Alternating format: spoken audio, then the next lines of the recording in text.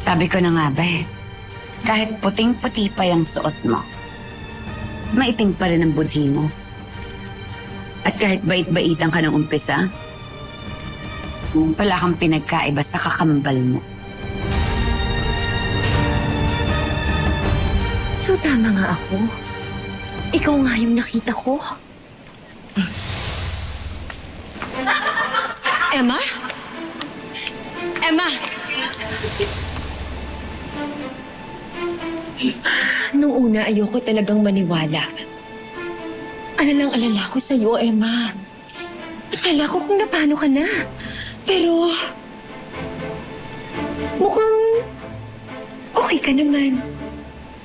In fact, you look very different. Ibang-iba sa Emmang nakilala ko.